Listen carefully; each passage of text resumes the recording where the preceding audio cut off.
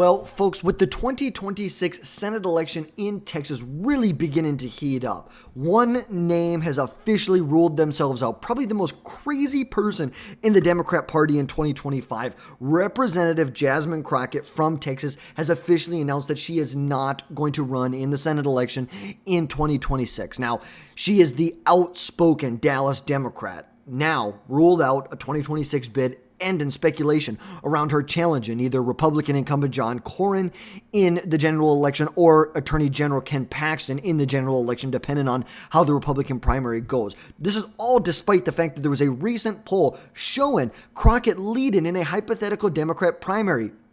She has been the major focus in the Democrat Party as of recently, especially on the congressional side, considering that there's a lot of redistricting in Texas. Her district has been redistricted and she no longer resides in the district she currently represents.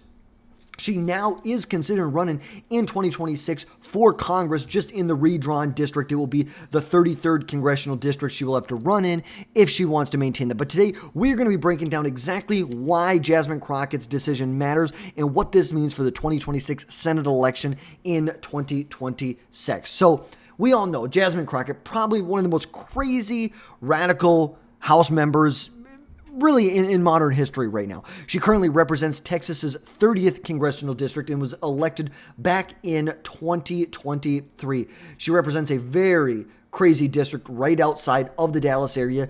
She didn't even have a Republican run against her. That is how deeply Democratic this seat is she did not even have a Democrat run against her in 2024. Now, she is known for her fiery rhetoric, often targeting Republicans and Trump supporters. And she has gained a lot of national attention for viral moments on Instagram, on TikTok, on X. But the reality is she can be as criticizing of the Republican Party as, she prioritizes the media over anything else. The reality is that's all she is. It's a facade. It's theatrics. There is no substance behind this. There's nothing behind, there's nothing in the head. There's nothing there. There's nothing going on behind the eyeballs. There really isn't. She knows how to make, cringy little TikToks online, gain a lot of national attention, describe people as hood rats. She goes on her little hood rat rants and, it is what it is. But there's no substance there. There's no substance. It makes sense why she can't run. There's no substance. She would get demolished. She would have got demolished in the general election if she got the nomination. Remember, from the National Republican Senatorial Committee, there was a poll earlier this year showing that Jasmine Crockett had 35% support in a primary poll. That's pretty big.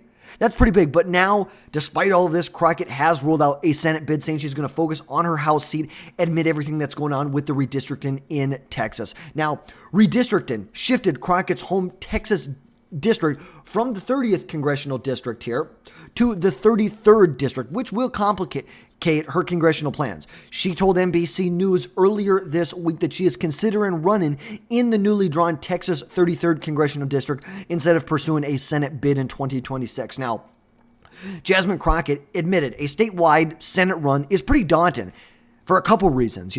Given her limited name recognition, really beyond the Dallas area, she really has no name recognition.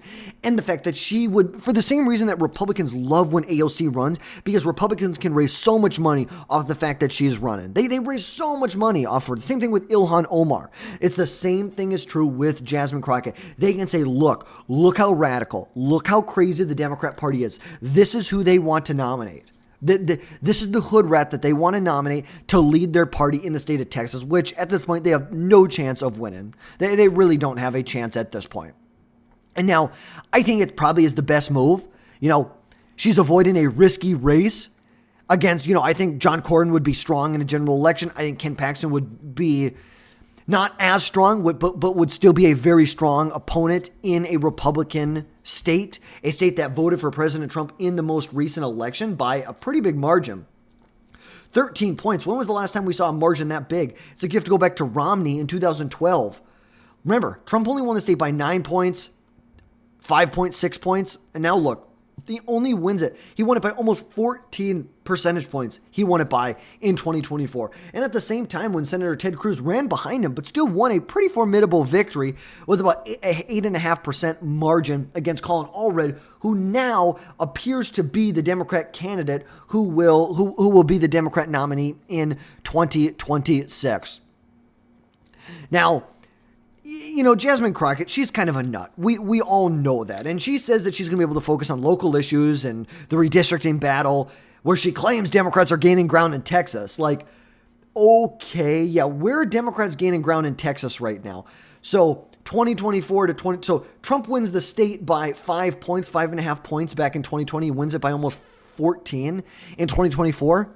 I'd really like to see where exactly they're gaining ground in the state of Texas. But as far as implications on the 2026 Senate election, there's a number of them that we will see in this election. Notably, the biggest one is Colin Allred will be most likely the nominee for the Democrat Party at this point going forward.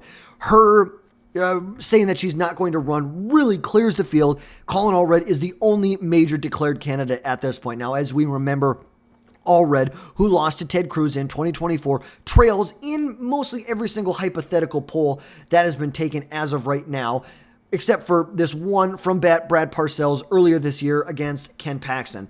Colin Allred is losing by 7 points and losing by 4 points, respectively, in these two polls here to John Cornyn. Against Ken Paxton, he's losing by 5 points in the most recent Emerson College poll and by 2 points in the YouGov poll from May. Obviously, we're looking at Emerson College. Ken Paxton is winning by 5 points. John Cornyn, he's winning by 7 points. Not a bad place to be.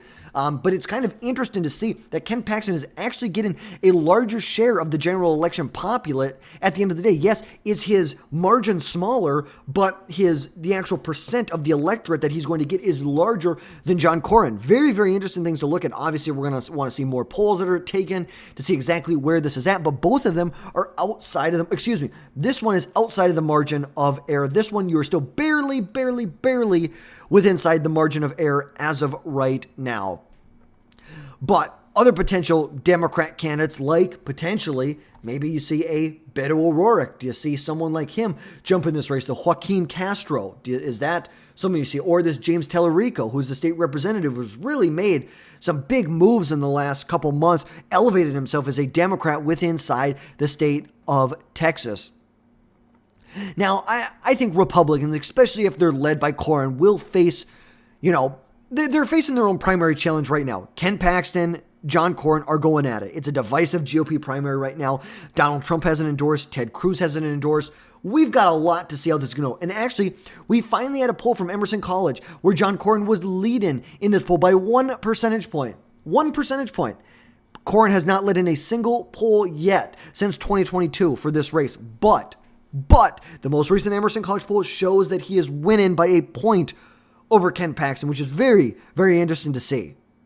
But the reality is, looking at the map, we have this as a likely Republican seat going into 2026. I do not believe that at the end of the day that Democrats will win this seat. Texas has remained a Republican stronghold for decades, with no Democrat winning statewide since 1994.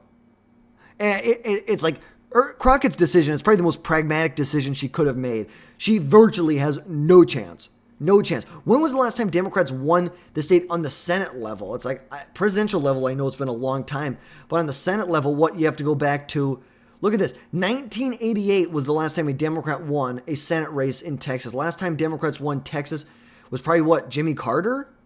Yeah, Jimmy Carter was the last time Democrats won the state of Texas. Wow. But overall, what this means for Texas, it doesn't mean much. If Crockett was in, this would be a likely Republican regardless of who was the nominee, no doubt.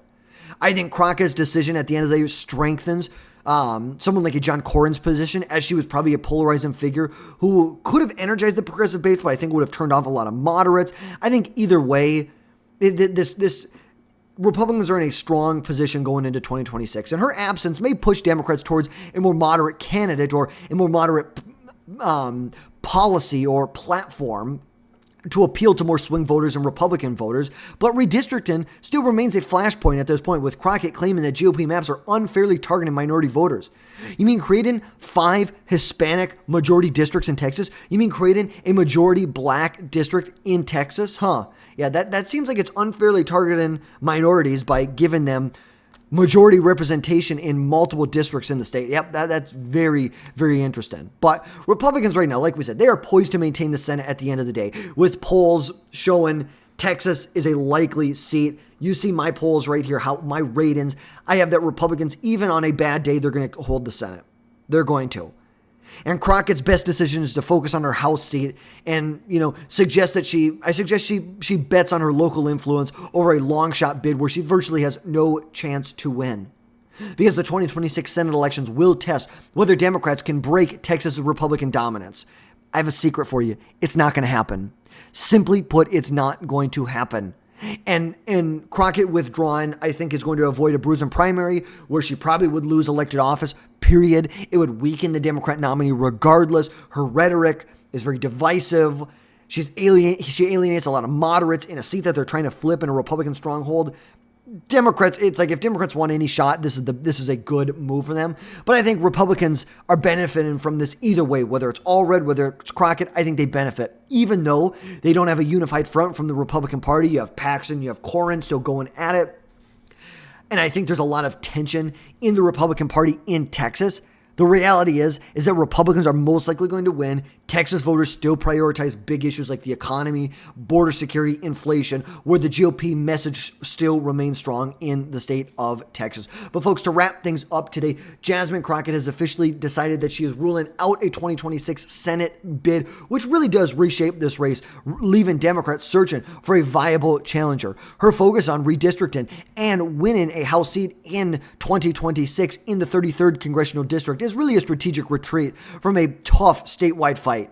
The 2026 Senate election remains a Republican advantage, not only nationwide, but in the state of Texas, with a big advantage for Cornyn and Paxton. But folks, that is going to wrap things up for today. If you like the content that we put out, drop down below, hit that subscribe button, make sure you never miss another video from us again in the future, and let us know your thoughts down in the comments. And folks, we will catch you next time.